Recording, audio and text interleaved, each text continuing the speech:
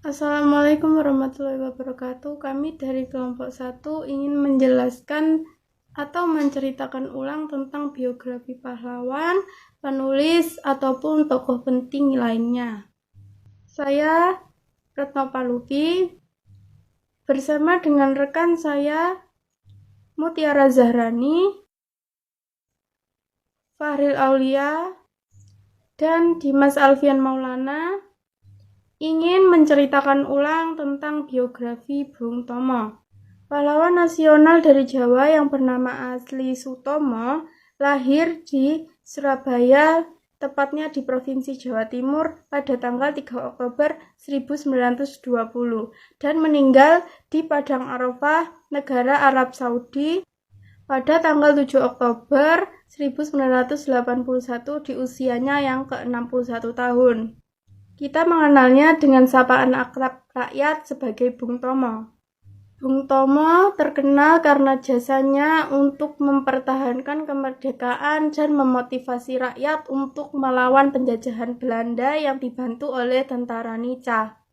Perlawanan ini berakhir dengan pertempuran di Surabaya pada tanggal 10 November 1945 dan hingga kini pertempuran ini diperingati sebagai Hari Pahlawan. Biografi Bung Tomo. Bung Tomo dilahirkan di daerah Kampung Blauran yang berada di pusat kota Surabaya yang waktu itu masih Hindia Belanda.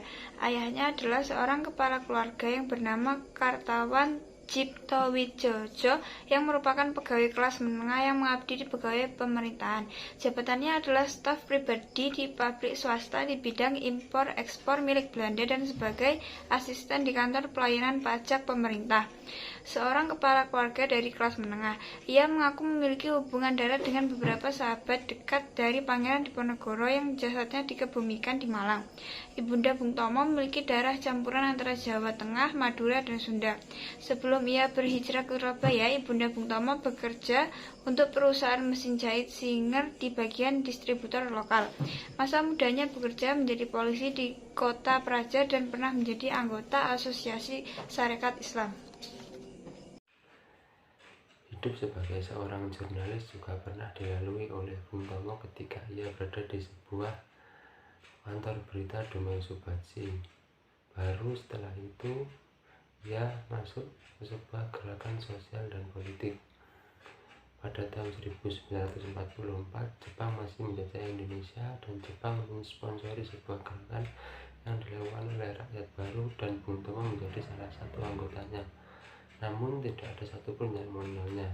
Tapi di titik itu, Bung Tomo menjadi salah satu yang paling penting karena ia menyiapkan sebuah pemberontakan Oktober dan November 1945. Ia menjadi salah satu tokoh yang membangkitkan dan menggerakkan semangat juang dari orang masyarakat Surabaya. Bung Tomo menjadi salah satu yang dikenal karena seruan dan ajakannya dalam mempertahankan kemerdekaan Republik Indonesia yang baru dikumandangkan 3 bulan sebelumnya. Ia menjadi salah satu tokoh yang semangat dalam birokrasi yang berapi-api.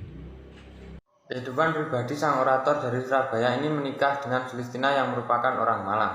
Bung Tomo sangat serius dalam kehidupannya sebagai seorang muslim.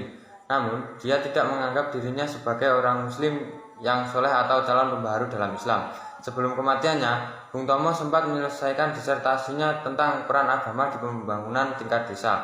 Pada tanggal 7 Oktober 1981, Bung Tomo meninggal dunia di Padang Arafah. Kala itu Bung Tomo sedang menunaikan ibadah haji. Jenazahnya dibawa pulang kembali ke tanah air dan tidak mengikuti tradisi untuk memakamkan para jenazah yang meninggal ketika ziarah ke tanah suci.